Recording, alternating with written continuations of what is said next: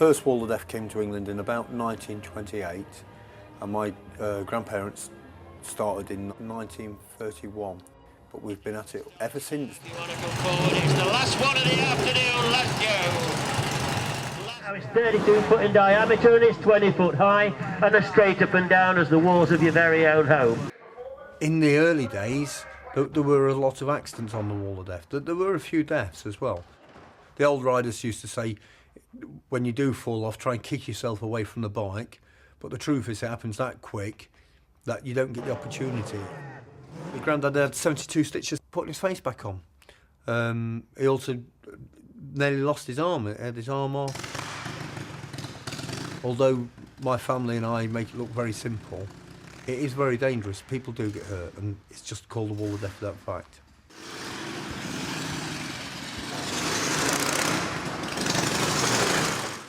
The sensation of riding the Wall of Death to a newcomer is completely different to an old hand like myself.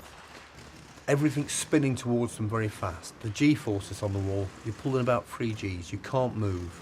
When you get off the wall, you're very disorientated. When you've been at it a long time like myself, it is all very natural. The worst scenario for an accident is an engine seizes up. When an engine seizes up, you haven't got a chance of getting out of it. You're always down on the floor. You do get punches, and if you're an experienced rider, you can feel how the bike's acting differently and come in very quickly and sort yourself out.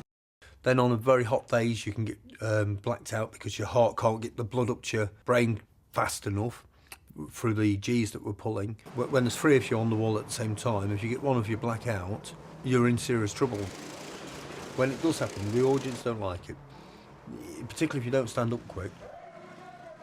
They always come back to ask if you was all right, but they never stay around if you are bleeding. They don't like it. I haven't had any bad falls. I've broken my ankles and wrists and my shoulder and taken pieces out of my elbows and out my eye and chunks out my back, but I've always been all right. In a performance that has to be seen to be believed. Yes, seeing is believing and believing is seeing. We get very close to the edge and we're testing the machine to the limit of the tyres, and we're testing the rider to the limit of the rider's ability in a very thrilling act. People like the Wall of Death. They like the drama of it. They like the thrill, they like the action, they like the noise. It's a thrill that goes all the way through the body, the whole senses, the eyes, the ears, the smell, the muscles feel the whole of the show. If there's somebody who wants to lean over a little bit, then I can get up to them very quick, very sharp. If there's a pretty young lady up there, I can smile and wink at them. If there's somebody who wants to be miserable, I can make them smile. You're feeding from the audience's adrenaline. The audience are feeding from you. It's a fast feeling. It's an adrenaline-filled world. You sense everything. You can smell everything and taste everything and feel it all. Today we are the last remaining Wall of Death that's still operating in the United Kingdom, but I think we'll be still at it for a long time yet.